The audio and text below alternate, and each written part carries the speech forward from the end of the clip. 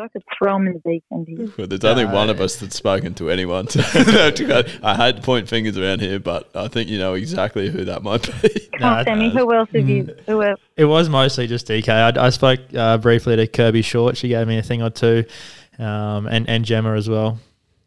Oh, Gemma, little rat.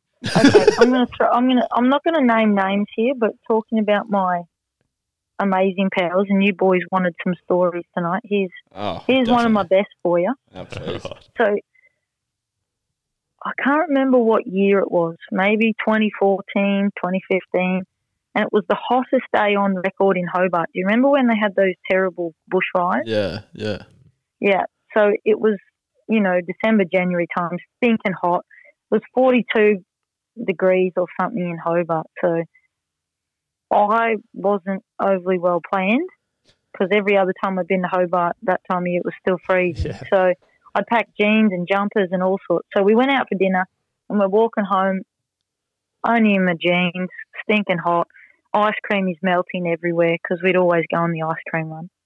And I jokingly said to the girls, Eddie's that hot, I'm going to walk home in my jocks.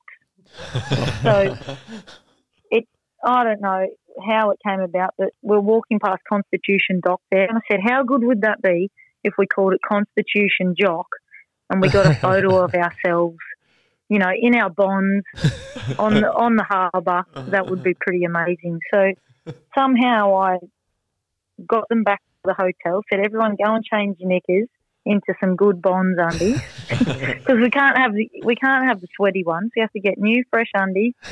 And we're going down to the dock, and we went down this interesting little arm of the dock where nobody was.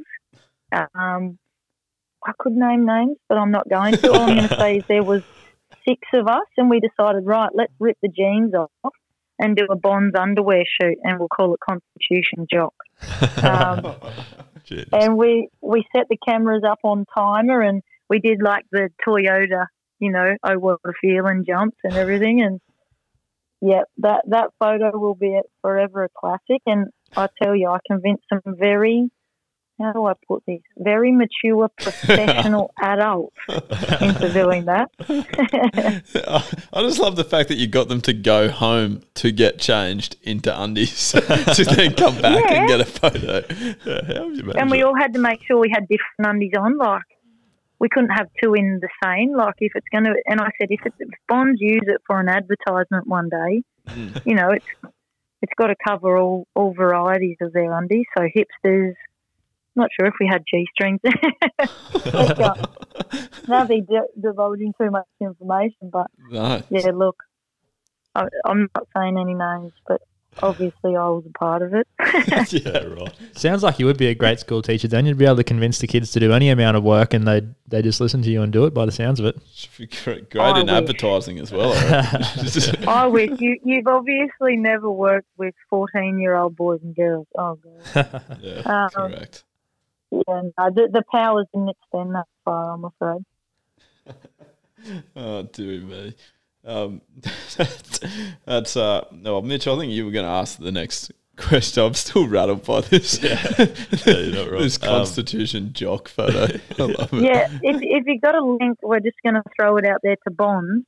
Yeah, the photo wasn't of great quality, but if they're willing to do where a do we find it? Can we get it? Look, this is the thing. It's top secret. Oh, right. Okay. We all sort of made a pact-ish. I'll say ish because I'm talking about it. But, yeah.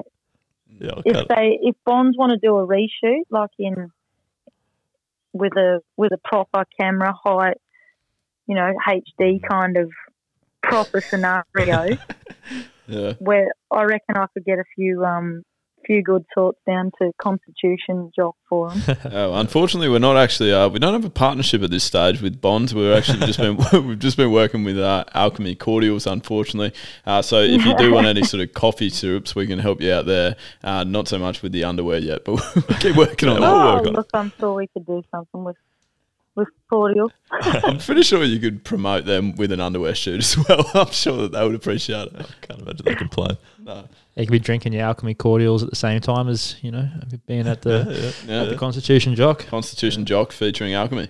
It's pretty much runs itself. Great promotion. But by the sounds of it, I think if anyone could talk Bonds into a photo shoot, it would be you. So yeah, that's right. Well, I'm going to put it out to the universe anyway. So you can come back to me, Bonds. Yeah, see what happens. Does Pat Rafter still working for Bonds? We get him on the podcast and put it to him. Actually, he could be. He could be. Yeah, maybe. Leave that with us. Very confident we can sort it out. Yeah. We're wondering, you've obviously given us one cracking story already, so would that be your go-to, do you reckon? If we were to put you on the spot and say, look, Courtney/Chill/Corker, we need you on a sports person's luncheon, we need you to entertain this crowd for half an hour, do you have other stories that you're going straight to that you just know are in the bank, or is the Constitution Jock one going to be at the top of the chain? Well, Constitution Jock is up there, definitely. I've got plenty of others, like... Gee whiz, I can tell you about the time Beth Mooney and I ran across the tarmac to the wrong aircraft when we were leaving Canberra. That was an interesting one. We got so flustered and they called us over the loudspeaker. Mooney and I were having a bit of a D&M before returning back to Brisbane, and, it was Miss Courtney Hill and Miss Bethany Mooney, would you please go to gate whatever? And we pooped ourselves and it flew through the airport.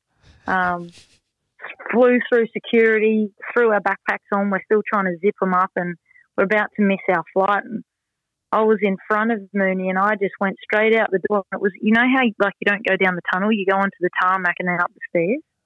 Yep.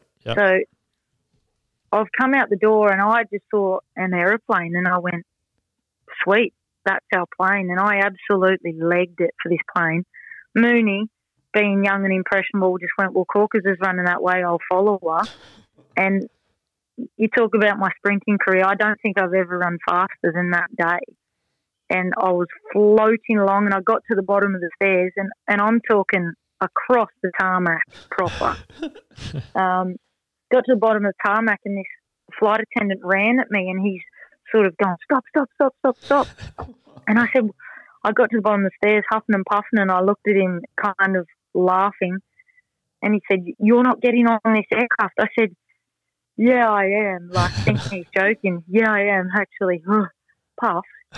And he said, "No, you're not." And he starts getting angry with me, and I held my ticket to his face. I said, "Yeah, mate, I am. I'm on this flight." He said, "No, you're not." And then I hear Mooney screaming, and I look back, and there's these security guards chasing us across the tarmac. No. And Mooney's yelling, "Corkers, Corkers." We'd run, well, I say we.